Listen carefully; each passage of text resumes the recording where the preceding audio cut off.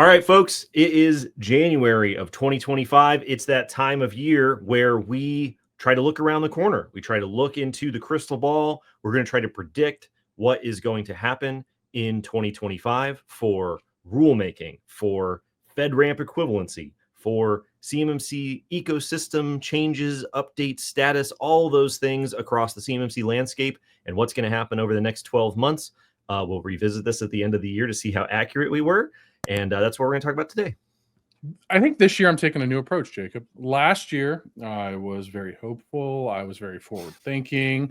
I was looking at things like, this is the year of progress. This is the year where things continuously move fast.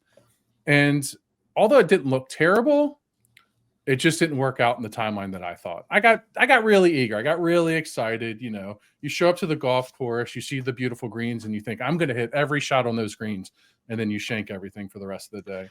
I don't know if our predictions for 2024 were shanks. I think, we did pretty well. Check the link below. We did the episode last week revisiting our predictions for 2024. I still think, as we're going to talk about today, that some of the stuff that we thought in 2024 is going to happen. It just got pushed to the right a little bit. So, we gave ourselves partial credit for some of them. We did okay. I think we're going to do just fine with our predictions in 2025. Let's talk about them. Okay. So let's start off with a couple for rulemaking, because that's our bread and butter, and those are the really big, impactful things that are going to happen through 2025. So first of all, the first prediction, we will see official CMMC requirements in contracts before the end of summer of 2025. Before the end of summer, we will officially have CMMC requirements in defense contracts. And the reason that will happen is because the 48 CFR CMMC final rule will be published before the end of Q2. Some people think it could be published as early as March based off of the average numbers and things like that. Our analysis says that it might be closer to June. So I'm going to go ahead and say that the effective date of this final rule and the actual start of the phased rollout, placing CMMC requirements into contracts, will happen before the end of the summer. If we were talking about confidence lock picks here, this would be one of the ones that I have high confidence in. The reason that I have high confidence in this pick, Jacob, is, mainly because everything seems to be amplified and moved into the fast lane, especially when it comes to these CMMC related rules. And we saw how fast the 32 CFR rule moved, and the 48 CFR is nowhere near as comprehensive, nowhere near as detailed, and nowhere near as big, we think, right? Just on assumptions. And I'll be safe to assume that and make an ass out of you and me. Probably going to have to cut that. But I'll be safe to assume that this is going to move rather quickly. Yeah, absolutely. And so just to quick recap for everybody, the 32 CFR final rule creates the CMMC program. We already got that rule. It's already in effect. The CMMC program exists. It is there. It is a thing in black and white on the books. CMMC assessments are happening on a voluntary basis. Implementing the CMMC requirements in contracts requires a specific contract clause, the DFARS 252-204-71 contract clause, that will specify what CMMC level you need to achieve in order to take award of the defense contract that you are bidding on. The process of including specific CMMC requirements via that clause happens after the rule is finalized and effective, and that is done over a series of phases across 4 years, known as the phased rollout. So sometimes you hear the phased rollout. That's just another way of referring to the 48 CFR final rule is done, and now requirements are showing up in contracts. We think the 48 CFR rule will be published between March and June, should be effective in summertime. So we will definitely see the requirements in contracts before the end of summer of 2025. Okay, number 2, the FAR CUI rule will be published before the end of Q1 2025, before the end of Q1 2025. Please, for the love of God, FAR Council, get the rule out. The rule is done. We've covered this multiple times over the course of 2024. If you've been listening for a while, you know. If you haven't, please like and subscribe to keep up with all the news and updates about the FAR CUI rule, among others. The FAR CUI rule is a proposed rule that will require NIST SP 800-171 for all categories of controlled unclassified information handled by all federal contractors, not just defense contractors. This is the missing piece of the federal CUI program's 3-part implementation plan that was originally expected to go into full implementation all the way back in 2016. We covered this story multiple times in 2024. We saw the rule pop up on the OIRA dashboard, which was a big deal. We did a deep dive into comments made by the former director of the Information Security Oversight Office, Mark Bradley, which was very interesting and very insightful. We also analyzed an IG report that came out that even mentioned a new executive order regarding the FAR CUI rule and the overall federal CUI program. Lots and lots of smoke, lots and lots of moving pieces, lots and lots of stuff. We know the rule is done. It's pending publication. I thought for sure it was going to be published before the holidays were over. Could be published by the time you're listening to this. It will be published by Q1 of 2025. First and foremost, rest in peace to the great Dikembe Mutombo. I'm going to hit you with the finger wag, okay? No. This isn't happening here. The reason why I'm going to say that is because they fooled me once, and I hopped on here and I was like, it's making moves. It's going to move quick. They got through all the mumbo jumbo. Things are going to progress, right? Then they got me again. Fool me once, shame on you. Fool me twice. You can't fool me again. Yeah, you can't fool me again. It No. just doesn't happen, right? You know, so like realistically, Jacob, I want this to be a high confidence pick. I want this to be over with. I think this is one of the trifecta of the rules that needs to be finalized to protect CUI government wide, period, point blank, end of sentence. I just don't know what the hiccup is, right? And it's this unknown hiccup that allows me to think that your quarter one prediction, you're going to be in an Aaron Rodgers darkness retreat at the end of quarter one, hoping that they're going to do the negative answer. And part of me also thinks if I say you're not going to do this, they care about me enough, which they don't, to spite me and say that we're going to do this. I'm just doing this for the folks, right? Selfless service. That's what we're all about here. Jacob disappears on vacation for 2 weeks in the name of the FAR CUI rule. And then here I would take a catastrophic Achilles injury in order to get this rule published. This is my white whale. This is the missing piece of the CUI program we've all been waiting on. Everything that DoD has done since 2016 has basically been an interim stand-in for the guidance expected in this rule. And specifically, like we talked about in the past, this is the rule that is supposed to standardize the form to identify for you in your contract whether you have CUI or not, and which categories of CUI you are actually dealing with. It's going to be very helpful. It's going to be very impactful. It's super important. It's ready to go. It's going to happen, everybody. It's going to happen before the... If that is not the quintessential, this is our season moment for this is the year. This is the year. Like, we're going all the way. Chargers Super Bowl FAR CUI rule. It's going to happen. All right. Number 3 here. A proposed rule revising DFARS Clause 252, 204, 7012 will be published before the end of 2025. It will be published sometime in 2025. We don't have the unified agenda for spring of 2025. I assume it's still going to be on the docket. It's still going to happen. But I haven't heard any rumors. I haven't heard anything through the grapevine about where it is. I really expected this to be done, the proposed rule, before the end of 2024. But now I'm just going to say that the cone of uncertainty is sometime before the end of 2025. We'll have at least the proposed rule. This would be the 3rd revision to DFARS Clause 7012. This is the one that imposes FedRAMP moderate equivalency, NIST SP 800-171 requirements, a lot of incident reporting and response requirements on defense contractors. It was originally created in 2013. It was revised in 2016 and hasn't been touched since. So the main thing that this is going to do is it's going to add NIST SP 800-172 requirements, because that's now a part of CMMC. That's now the official document. That needs to be brought up to match what's going on with the CMMC program at level 3. And the other part that we expect to happen here is that they're going to remove FedRAMP moderate equivalency through rulemaking.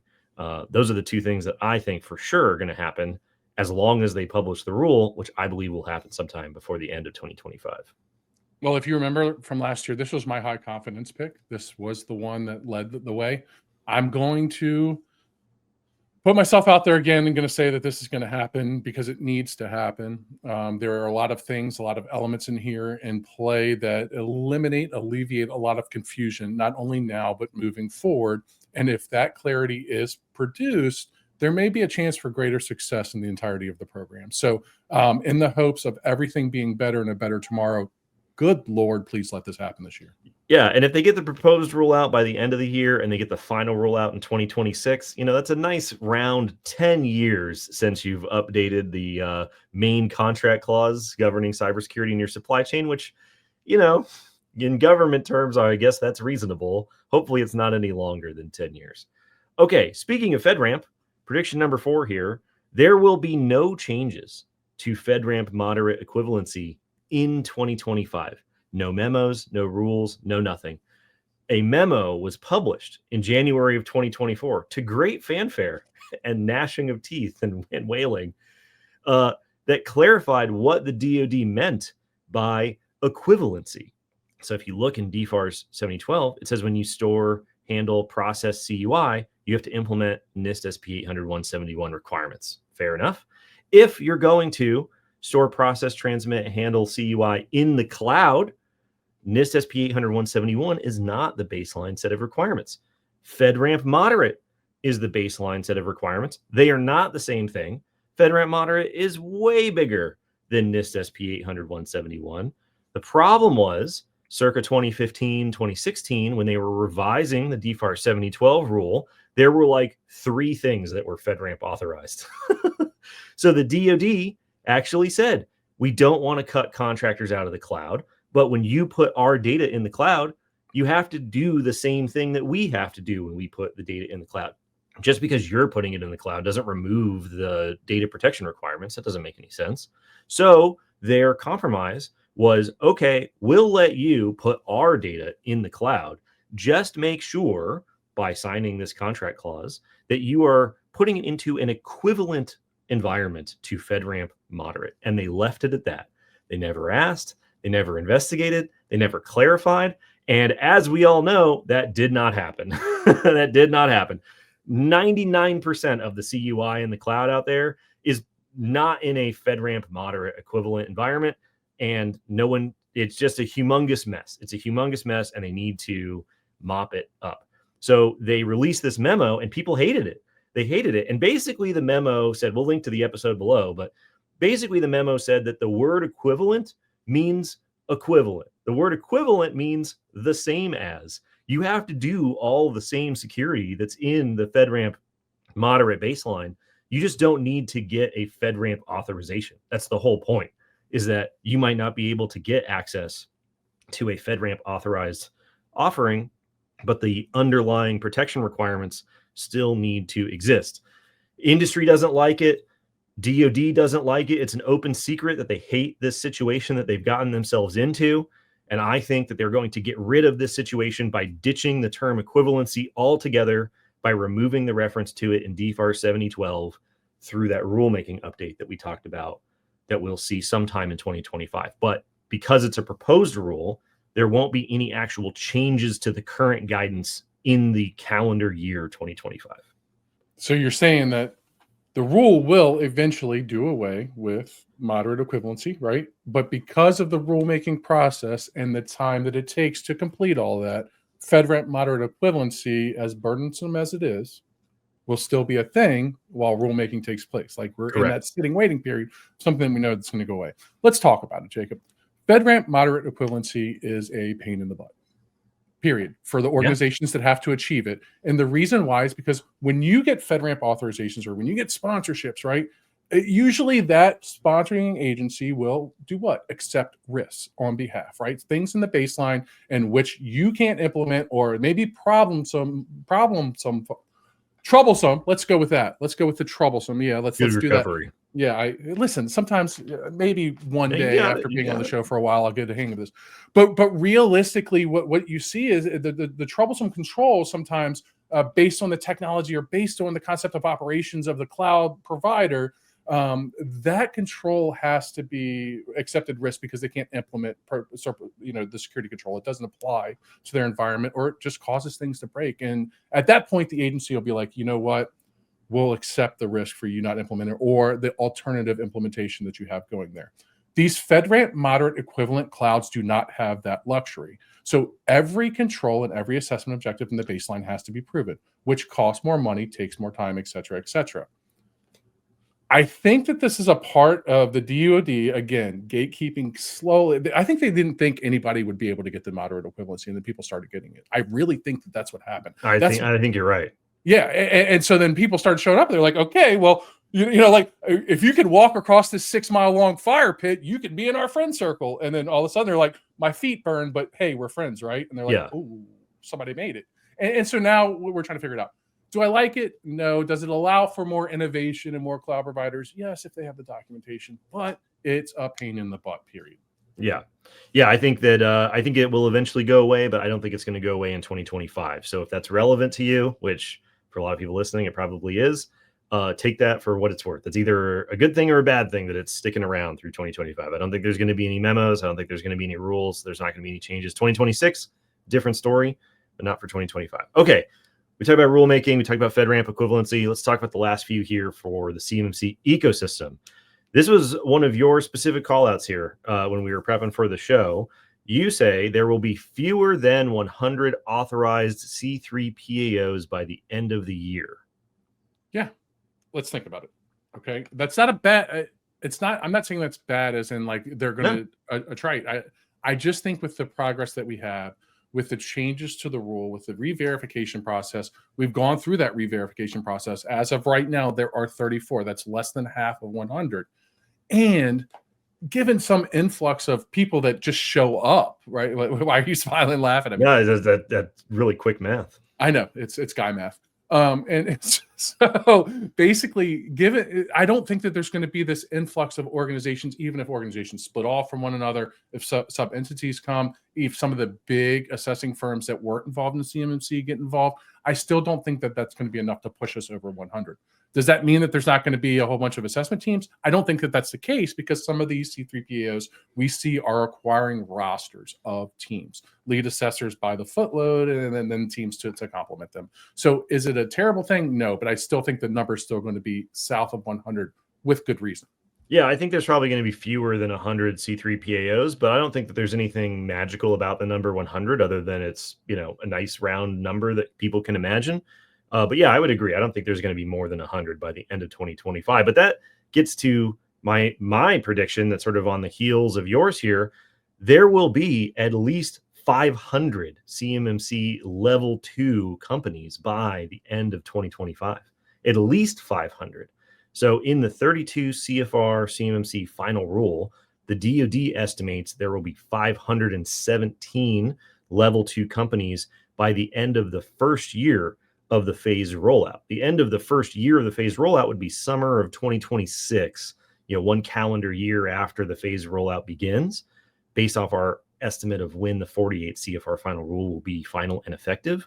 Mm-hmm. So I think that by the halfway point of the first year of the phase rollout, by the end of 2025, we'll be north of 500 CMMC level 2 companies. I think they could easily crack this number before the end of the year. If there's only 30 C3 PAOs and they do 2 assessments a month for 6 months starting in the summer, you're already at 360 companies, plus all the companies that are going through their voluntary assessments now because of the backlogs from all the C3 PAOs. We had an episode with Fernando Machado not too long ago. Check it out. The backlog for a lot of these C3 PAOs is months long. And you've got all the joint surveillance conversions for people who had their successful joint surveillance. That's at least another 50 plus companies. So I think you could easily hit 500 companies by the end of 2025.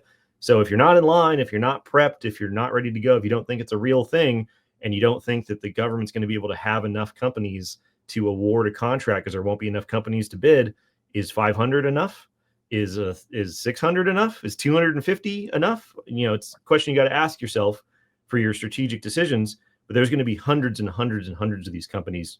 And I think that number is going to grow rapidly through 2026, but there'll be at least 500 by the end of the year. When we were submitting our ideas for the show and we were compiling the ones, this was one that I was curious about, but I was wondering how I could explain like, how do we know how many have gone through? We're going to ask, is there going to be some report that says there's this many certified companies? With that being said, I think that is a very, very good number. I think that with the amount of C3POs that we have, the teams that they have in place, and like you said, we spoke to Fernando. Fernando's booked up almost until the end of the year. And that's with multiple teams completing multiple a month. That's a very achievable number, and the interest is definitely there. I didn't think that it would be as much of a push at the beginning, and so many people being like, yes. But when you see responses to poll questions, when you see responses in different webinars to poll questions, are you interested in moving forward now? And they say yes. That number has grown over the past 6 months. Yeah. I mean, our portfolio alone, we had, well over a dozen companies finish their joint surveillance assessment and they're ready for conversion. And so that's, 15 companies just right off the bat. So you're definitely going to get the 500. And I think that number hits different than the number of assessors, the number of C3PAOs, because when people hear there's 500 of my potential competitors who are level 2 certified and I'm not, then it doesn't really matter, the number of assessors or whatever, you just don't have it. Right. So I think that's going to be the one that gets people's attention. I think that's going to be the one. That's the flag that the government should wave by the end of the year, in my opinion. Okay. Wrapping up here. Got an over-under question for you here, Jason.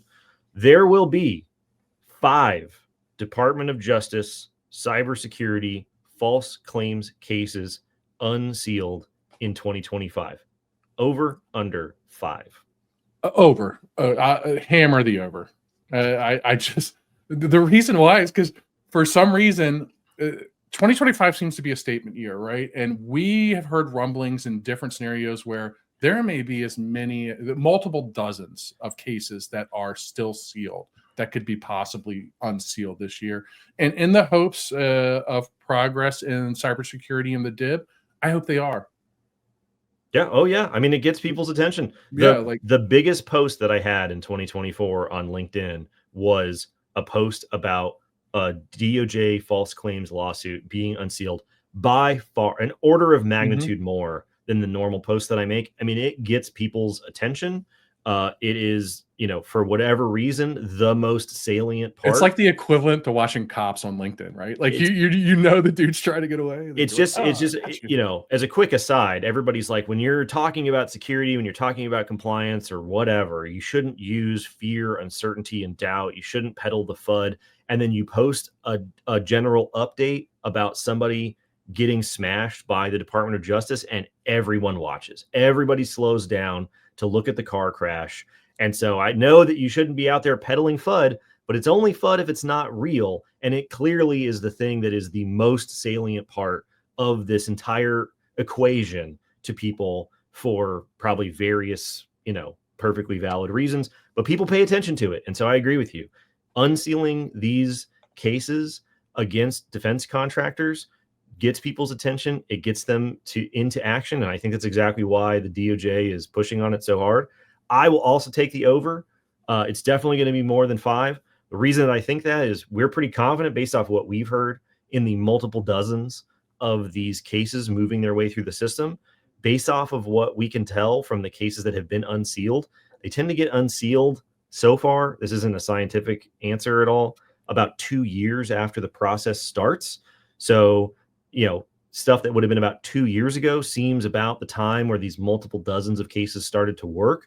And that window for being unsealed would generally fall in 2025. So I think it's definitely going to be more than 5 of these things. 2 years ago that we heard that there is a pending case against, there was a whistleblower for like Penn State and stuff like that. I would say that there's about the timeline that we started covering that too. And then now you see those documents getting unsealed and then things coming to the head. Yeah. It's FCA will be definitely a huge theme of 2025. Yeah, absolutely. All righty. Well, that's it. We made our predictions. They're out there. They're part of the permanent record. And so we'll see you guys at the end of the year. And then we will revisit these estimates and see how accurate they were. What do you think? Did we get them right? Is there an estimate or a prediction that we should have had? Do you think we're crazy? Do you think any of this stuff is going to happen or not? Let us know down in the comments. CS2 Reston is coming up quickly in May.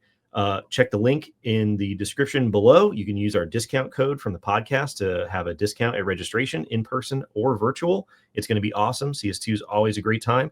Check out the other resources in the link below if you have questions about how to get started with CMMC and our free Pathfinder tool, awareness about the CMMC final rule and the webinar that we did, or any of the other awesome resources that we have on our website. And then we'll see you next week. See you next week. See you guys.